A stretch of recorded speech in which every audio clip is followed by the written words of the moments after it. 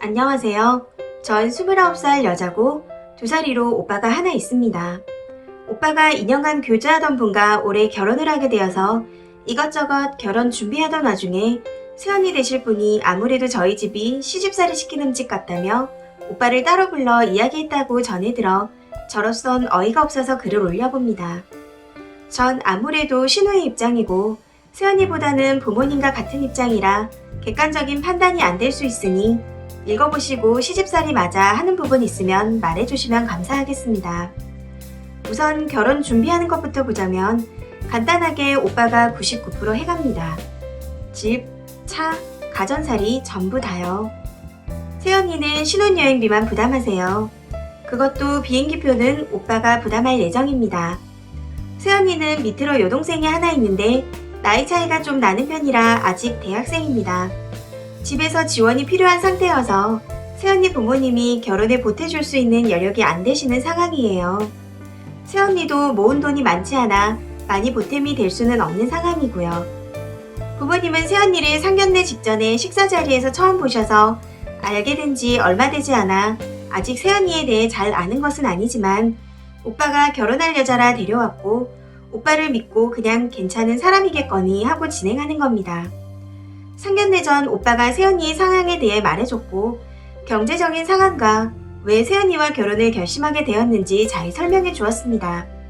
새언니 가족에 비해 저희 집이 경제적으로 여유가 있는 편이니 여유 있는 쪽이 더 내면 된다 생각하셔서 부모님도 별말 없이 다 지원해 주시는 거고요.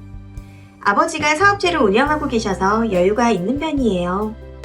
상견례 자리에서 새언니 아버지께서 죄송하지만 축에 들어오는 것은 우리가 가져가면 안 되겠느냐. 우리가 얘 키우느라 돈이 좀 많이 들었는데 축에 가져가면 어느 정도 가게에 보탬이 될 것 같다 이러시더라고요. 전 결혼에 대해서 잘 모르기도 하고 앞으로 결혼할 생각도 없고 관심도 없기에 형식이 어떻게 되는 건진 잘 모르지만 축의를 신부 측에서 100% 가져가겠다고 하는 건 상식적으로 맞는 것 같아 보이진 않더라고요. 그런데 부모님은 상대편 부모가 사정이 안 좋은 걸 아시니 좋은 게 좋은 거라고 그러시라고 하셨어요. 이건 제가 왈가왈부할 문제는 아니니 그냥 넘어가겠는데 솔직히 달갑지는 않았습니다. 당연히 혼수 오가는 것도 없었고 오는 게 없으니 가는 게 없는 것도 당연한 건데 중간에 새언니가 반지, 가방, 시계 등등 평생 예물로만 살 수 있는 비싼 것들을 자기는 못 해본다며 몇 날 며칠을 속상해했다고 들었습니다. 그거 듣고 부모님이 맞는 말이라면서 에르 땡땡 가방이랑 롤 땡땡 시계랑 쇼땡해서 반지 해줬습니다. 일단 어떤 식으로 결혼이 진행되고 있는지 나열해 보았고요. 이제 새언니가 저희 집이 시집살이 할 것 같다는 느낌을 받은 부분을 말씀드려 볼게요. 제가 생각하는 부모님은 두 분이서 재미있게 잘 사셔서 오빠한테 큰 관심이 없는 아이고 우리 아들 왕자님 이런 거랑은 정말 거리가 먼 분들이세요. 지금도 그냥 명절에 생신에 얼굴 뵙고 밥 한 끼 같이 하고 가끔 휴가 때 자고 가는 정도입니다. 참고로 오빠는 회사 생활 시작할 때부터 혼자 자취생활하며 살았고 저는 부모님 집 밑에 층에 거주하고 있습니다. 저희 부모님은 오빠네를 한 달에 한 번씩 보는 그런 건 일절 안 하실 생각이고 명절 첫날에 와서 자고 가는 것, 생신날에 밥 같이 먹는 것 이 두 개는 부모님도 양보를 못하고 꼭 했으면 좋겠다고 하세요. 설, 추석, 엄마, 아빠 생신 이렇게 1년에 4번 정도 뵙는 거죠. 부모님 두 분이서 해외로 여행을 자주 나가셔서 실제 뵙는 것도 힘든 게 사실입니다. 여기서 문제가 새언니는 추석에 친정을 먼저 가고 싶어 하더라고요. 엄마가 저렇게 말씀하시니 앞에서 웃지도 않고 뚱하게 있다가 나중에 오빠한테 어머니가 시집살이 시키려고 하시는 것 같다면서 막 울더래요. 그래서 오빠가 뭔 일인가 해서 놀라서 전화가 온 거였어요. 새언니 입장은 명절에 1년에 2번이니 한 번은 시댁 먼저, 한 번은 친정 먼저 가는 게 맞는 거다. 어머니가 무리한 요구를 하시는 거다 생각하시고요. 엄마는 내가 자주 만나자는 거 아니다. 안부 전화 하라는 것도 아니다. 알아서 각자 잘 살면 그걸로 된 거고 명절에 시댁 먼저 와서 자고 다음날 일찍 친정으로 갔으면 좋겠다 하십니다. 친정에는 1년 365일 언제든지 갈 수 있는 곳이나 시댁은 그렇지 않다며 시댁 한 번, 친정 한 번 이렇게 가다 보면 나중에 시댁에 가고 싶은 마음이 점점 줄어들 거라면서 그건 원치 않는다고 하세요. 아예 이것만은 약속으로 해두어야 부담이 되더라도 와야 하는 걸 알면 어쩔 수 없더라도 오게 된다고요. 전 새언니 마음도 엄마 마음도 이해가 가지만 엄마의 요구가 그렇게 못 들어줄 정도로 크다고 생각하진 않아요. 솔직히 저건 반반 결혼하는 경우에나 당당하게 요구할 수 있는 거 아닌가요? 오빠가 해가는 거에 비하면 10원 한 장 보태주는 것도 없는데 사사건건 뒤에서 호박씨 까고 울어제끼니 저도 점점 짜증이 올라옵니다. 전 새언니 될 분이 괜찮은 사람이었다면 언니, 동생 하면서 친하게 지낼 마음이 있었는데 만나보니 그닥 친해져야겠다는 생각은 안 들어서 상견례 때 본 게 처음이자 마지막이거든요. 근데 오빠가 말하기를 새언니가 제가 생긴 게 세 보여서 더 무섭다고 엄마랑 같이 시집살이 시킬 것 같아 보인대요. 아니 제가 순하게 생긴 건 아니라는 거 인정은 하겠는데 저랑 대화도 제대로 못 해본 사람이 저렇게 말하는 건 좀 아니지 않나요?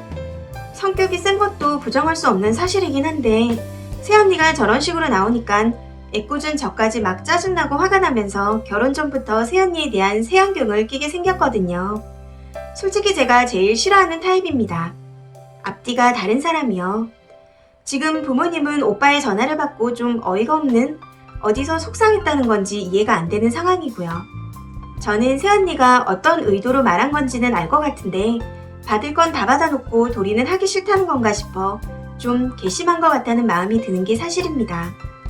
오빠는 저녁에 집에 와서 우리 쪽 이야기도 들어보겠다고 하는데 새언니가 정말로 뒤에서 울면서 자기는 약자고 불쌍하고 우리 집을 나쁜 쪽으로 의도해서 말한 거라면 부모님은 집이고 뭐고 지원 안 하고 결혼도 없던 일로 하실 판이세요.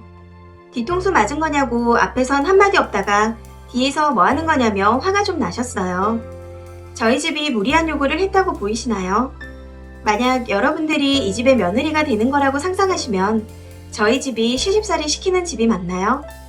명절에 제사 없고 엄마가 남이 주방에 들어오는 거 안 좋아하셔서 음식이나 설거지 하실 일도 일절 없어요. 오빠가 와서 이야기를 나눠봐야 판단이 서겠지만 지금 상황으로선 결혼을 무르는 쪽으로 부모님께서는 마음을 정한 상태입니다. 여러 의견 주시면 저희가 반성하던지 이 결혼 없던 걸로 무르던지 하겠습니다. 읽어주셔서 감사합니다. 여러분들이 오빠가 새언니랑 결혼하게 된 이유가 뭔데 이러냐고 궁금해하셔서 급 추가해드려요. 오빠가 말하기를 가정 형편이 좋지 않으나 한 집의 소녀 가장으로서 열심히 악착같이 알뜰히 산 여자고 사귀는 동안에 오빠에게 너무 잘해주었다고 합니다. 이제 자기가 새언니의 집을 나눠주고 싶다며 심성 곱고 예쁜 여자라면서 그렇게 소개를 했습니다. 원래 집안 차이가 심하게 나는 결혼은 하는 게 아니라며 부모님이 반대하셨었는데 새언니 사람 됨됨이 하나 보고 진행하는 거예요. 그래서 지금 오빠랑 저희 부모님이랑 서로 이해가 안 가는 거고요. 오빠 입장에선 천사 같은 여자인데 저희가 나쁘다고 하니 그렇게 믿을 수밖에 없었고 저희 입장에선 천사라고 들었는데 이건 뭐 때 묻은 천사인가? 뒤에선 저러고 호박씨 같다니 오빠가 말해준 동일인물이 맞나 싶어서 의아한 거고요. 만약에 다른 의도를 가지고 오빠한테 접근한 거라면 오빠도 등신이 맞는데 어디가 모자라고 그런 사람은 아니에요. 사람이 저랑은 다르게 모질지 못해서 이런 일이 벌어진 것 같아요. 축의금에 대해서도 추가를 하자면 부모님이 애초에 새언니 동생 대학 졸업 때까지는 지원을 해주고 싶어 하셨어요. 아빠 회사에 직원분들 자녀 대학 등록금 지원해주는 그런 게 있는데 그런 것처럼 새언니 동생도 졸업할 때까지 돈 걱정 없이 공부할 수 있게 지원해주고 싶다 하셨더니 그럼 지원하는 셈 치고 우리가 축의를 다 가져가는 편이 어떻겠냐 그렇게 나오더라고요. 아빠는 좋은 마음에서 지원해주겠다 한 건데 갑자기 축의금을 가져가겠다 해서 좀 당황했지만 액수로 따져보면 그게 그거니 오케이 하셨던 거래요. 지금 생각해도 어이가 없는 계산법이긴 합니다. 오빠 오기 전에 간간히 댓글 확인하고 엄마가 새언니에게 요구한 것이 못 들어줄 만큼 심하다는 게 아니란 걸 확신하고 오빠랑 이야기를 했습니다.